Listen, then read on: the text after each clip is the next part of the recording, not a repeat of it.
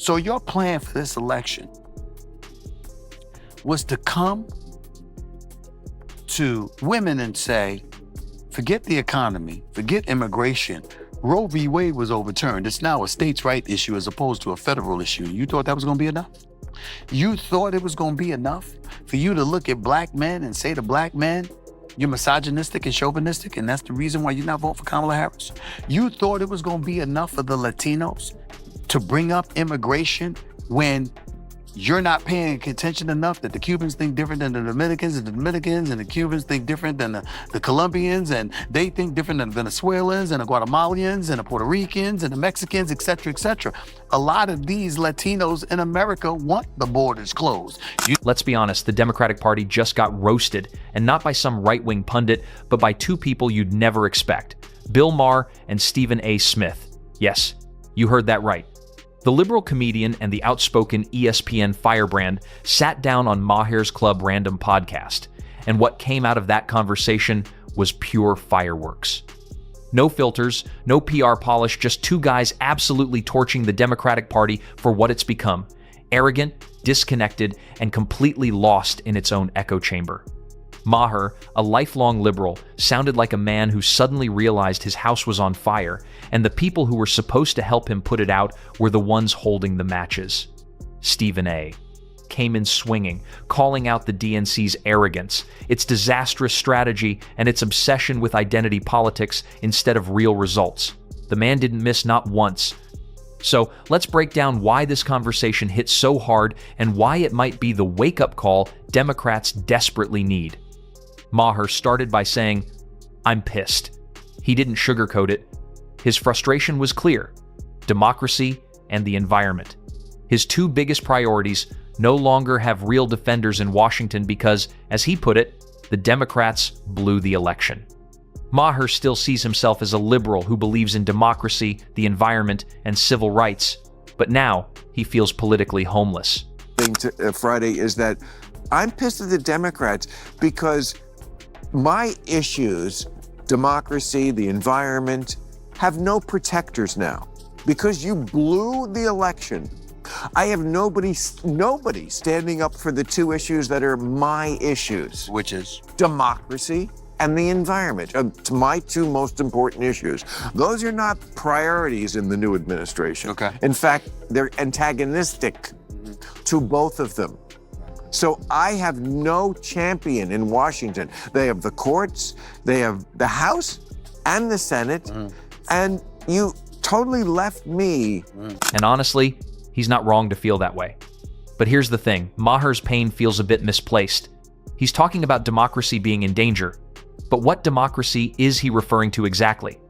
Because last time I checked, Trump didn't cling to power after 2016. He didn't refuse to leave the White House. He stepped aside when his term ended. If Maher is talking about media lawsuits and accountability finally catching up with the propaganda machines that posed as journalism, that's not an attack on democracy, that's democracy finally working. Remember when 60 Minutes basically acted like Kamala Harris's PR team? They edited interviews, polished her image, and made her sound coherent and presidential. It was basically a campaign ad with commercial breaks. And now Maher's upset that accountability is catching up to that kind of behavior? Come on. You can't scream threat to democracy just because your side is finally being fact-checked. But Stephen A. didn't waste time feeling sorry, he went straight for the jugular. His biggest issue? Arrogance. Pure, blinding arrogance from the Democratic Party. Generally speaking. We can talk to the economy, immigration, crime in the streets, blah, blah, blah. Here's my ultimate issue. The arrogance of the Democratic Party. I'm saying the same thing. Arrogance of, we're saying the same thing in two different ways. The arrogance of the second Democratic Party. So, Biden doesn't decide to run for re-election. You grease the skid so he doesn't have to go through a primary. June 27th, he shows up and he embarrasses himself. And it positions naturally for the Vice President of the United States, Kamala Harris, to ultimately ascend and become the Democratic nominee. But the last time we saw her in a primary, she couldn't make it to Iowa. Did you really think that was going to work? He called it out like a coach reviewing a bad game tape. Biden shouldn't have run again, and everyone knew it. The writing was on the wall: low approval ratings, no enthusiasm, and a country desperate for new leadership. But what did the DNC do? They cleared the field and made sure Biden wouldn't face a real primary. And when his campaign inevitably fell apart, they just handed the nomination to Kamala Harris like it was some royal inheritance. No competition, no debate, no fresh ideas, just, it's her turn. And Stephen A. asked the question everyone else was too afraid to say out loud. Did you really think that was going to work? Did you really think telling voters to ignore the economy, ignore immigration, and just focus on Roe v. Wade was going to save you? Did you really think you could guilt-trip black men into voting for Kamala Harris by calling them misogynistic if they didn't? That right there shows how disconnected the Democratic Party has become. They treated voters like robots that could be programmed with the right buzzwords. But people are smarter than that. You can't lecture your way to victory. You actually have to earn people's votes. But the Republicans don't play that. They say, hell with all of that, whose turn it is. We want him. Who do the Democrats want? If you ask them today, they still don't know. They said Kamala because it was too late to say anybody else. But you didn't know who they would say if there was a primary. And also because the Democratic Party is ideologically captured by identity politics. That's my. And Stephen didn't stop there. He hit them on another major blind spot: immigration. He reminded everyone that under Obama, deportations were at a record high.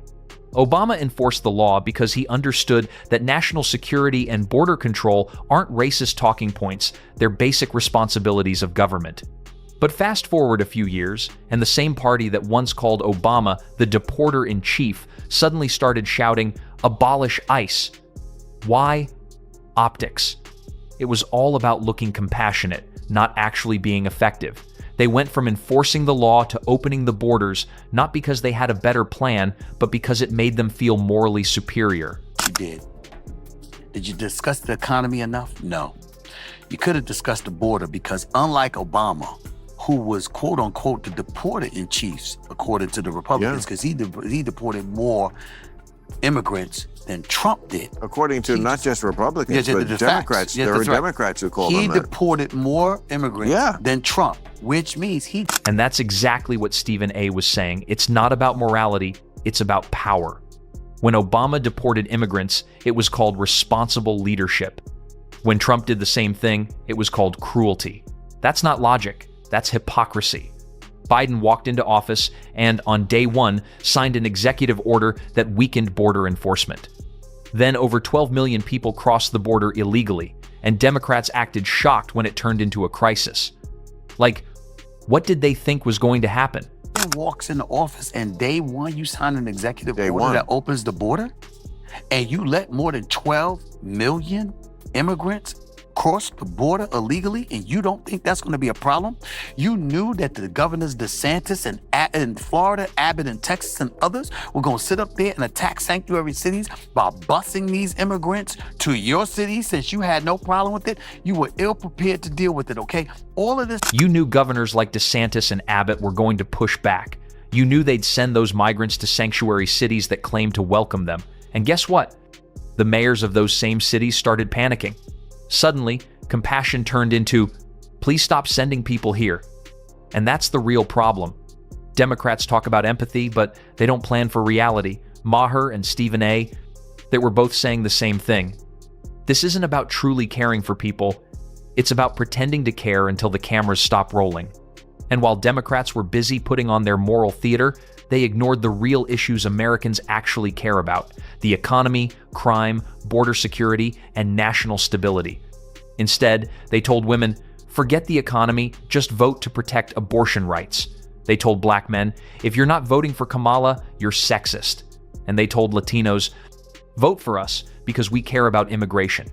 But as Stephen A. brilliantly pointed out, Latinos aren't a monolith. Cubans, Dominicans, Colombians, Venezuelans, they all have different histories, different values, and very different opinions on the border. Many of them want stronger border control because they came here legally and believe in law and order. The DNC ignored that reality, assuming all Latinos think the same, and that arrogance cost them votes. Your plan for this election was to come to women and say, Forget the economy. Forget immigration. Roe v. Wade was overturned. It's now a states' right issue as opposed to a federal issue. You thought that was going to be enough? You thought it was going to be enough for you to look at black men and say to black men, you're misogynistic and chauvinistic, and that's the reason why you're not voting for Kamala Harris? You thought it was going to be enough for the Latinos to bring up immigration when you're not paying attention enough that the Cubans think different than the Dominicans, and the Dominicans and the Cubans think different than the Colombians, and they think different than the Venezuelans and the Guatemalans and the Puerto Ricans and the Mexicans, et cetera, et cetera. A lot of these Latinos in America want. And that's where the whole Democratic strategy falls apart. They stopped listening. Instead of asking voters what they need, they started telling them what to care about. They built campaigns around ideology instead of real solutions. And you can't run a country or win an election by talking down to people. Meanwhile, Trump, love him or hate him, did the opposite. He listened. He focused on what people were genuinely frustrated about: inflation, safety, border chaos, and America's global standing. And he didn't wrap it in political jargon or moral lectures. He just said, here's what I'll do. Here's how I'll fix it. That's why he connected with so many Americans. Democrats, on the other hand, treated Kamala Harris's campaign like a coronation. It was just, it's her turn. But nobody could explain why it was her turn.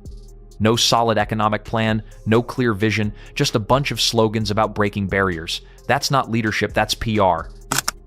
You were a district attorney here, you were a state attorney general here, you were a senator representing here, and you didn't know that the Latinos were going to say, yo, we don't like open borders? You didn't know that? Yeah, and so I'm looking at it and I'm saying all of these things are going on. All of these things are going on. And your argument essentially was, you didn't say it, but this is essentially your argument. It's her turn. It's her. Stephen A. said it best, you can't shame people into voting for you, you have to earn their vote. And the Democrats completely forgot that. Maher jumped back in, saying the arrogance of the Democratic Party, and he's right. They've become trapped by identity politics. They're no longer the party of ideas, they're the party of checkboxes. Stephen A. made it crystal clear he's not some conservative pundit. He said outright that he's a fiscal conservative, but a social liberal. He supports gay rights, transgender rights, and equal protection under the law. He's not anti-anybody. But, and here's the key point, he said the Democrats took it too far. Bill, just so you know, I'm a fiscal conservative, I'm a social liberal. Live and let live, bro. And a freak in the sheets. You know what I'm saying? If you're 50, I do try. give us a call. I do try, no doubt. But here's the deal, man. Listen, I'm a social liberal. And what I mean by that is gay rights, absolutely. Transgender rights and all this stuff. I got no issues with you. I don't want anybody. I'm a black man. I don't want anybody's civil rights violated. I don't want anybody being persecuted in the streets of America. I don't want you being mistreated. I don't want you being denied the same rights that I have. That's fine. But the Democrats... And he's absolutely right. Supporting equal rights doesn't mean erasing common sense. It doesn't mean forcing people to celebrate everything they disagree with. There's a big difference between live and let live and agree with me or you're evil. That mindset is what's driving normal people away from the left. Most Americans don't hate anyone. They just don't want to be told that disagreeing with extreme ideas makes them bigots. When the DNC defends things like taxpayer-funded gender surgeries for prisoners or medical transitions for minors, that's not progress. That's madness. You can have empathy without abandoning reality. Maher and Stephen A. both understand that. They're not attacking trans people or anyone else. They're questioning the logic or lack of it behind policies that ignore biological and moral limits in the name of inclusivity. You can't build a stable society on that kind of thinking. And the average voter, the person working hard, paying bills, raising a family, and just wanting to feel safe, can see that disconnect loud and clear. About their rights. You wanted folks to like and embrace and accept everything. Excuse me. There are some people that, guess what? They might watch prostitution, but they ain't They might like porn stars, but they ain't messing with them. They might like strippers, but they ain't messing. It's all right. Yo, do you. but I don't want it in my face. You got people that think like that, and knowing that that's the reality, and knowing that that doesn't even make up 1% of the population, you are caught on tape, if you're Kamala Harris, saying, quote, I'm for transgender. At one point, Stephen A. dropped a bomb. He said he voted for Kamala Harris, but even he admits Trump was the better campaigner. Why? Because Trump plays to his base. He understands what motivates people. Democrats keep trying to lecture voters while Republicans talk to them. That's a massive difference. And Maher, in classic Maher fashion, joked that Democrats must have had a meeting and come out with the slogan, "Free stuff for murderers." And honestly, that's what it feels like. Every time Democrats think they're helping, they pick a position that makes zero sense to working Americans. When people are struggling to pay rent, you can't win them over with climate pledges or pronoun workshops. You have to talk about jobs, safety, and opportunity. Otherwise, you're just background noise. And here's the surprising part. The election results actually showed something hopeful. America isn't as racially divided as many thought. Trump gained ground with black men and made huge gains with Latino voters. That means people are moving past tribal politics. They're not voting based on skin color anymore. They're voting based on results. Ironically, Trump built one of the most diverse voter coalitions in modern history, and he did it by focusing on policy, not pandering. People didn't suddenly become conservatives overnight. They just got tired of being talked down to. And at the end of the day, that's exactly what this whole conversation between Maher and Stephen A. exposed. Just saying, like, this is why I say, I voted for Kamala Harris, but I can't deny that strictly from a campaign perspective, Bill, he was the better candidate because he played to his constituents. In their defense, they had a meeting and they decided that free for murderers was a good slogan. Okay. And where did that get them? Because in the end, when you're trying to pay your bills, but here's the and you got peace in the streets that you're worried about, you're not going for that. Here's the silver lining. You're trying to win. I think the election showed we're much less racially tribal than we thought we were. I mean, Trump is a strange guy to bring together all these different coalitions, but you know, he like won Latino men. 13%. They said it was a 13% jump.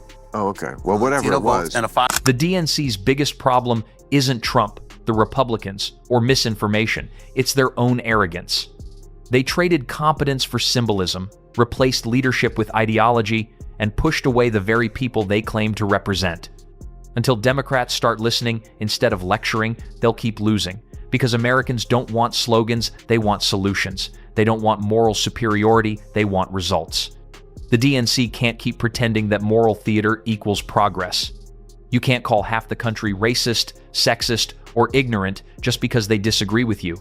People are tired of being bullied into conformity. They want politicians who actually understand them. So yeah, Maher's angry, Stephen A's frustrated, and millions of Americans, even lifelong Democrats, are starting to feel the same way. The party they once believed in has become an echo chamber, more obsessed with virtue signaling than actually governing. And that's why this conversation hit like a thunderclap, because deep down, everyone knows they're right. Trump didn't beat the Democrats. The Democrats beat themselves. And that's the truth they just can't seem to face. If you enjoyed this breakdown, make sure to hit that like button, subscribe for more hard-hitting takes, and drop a comment below. Do you agree with Stephen A. and Bill Maher, or do you think they've gone too far? Let's talk about it. Thanks for watching, and I'll see you in the next one.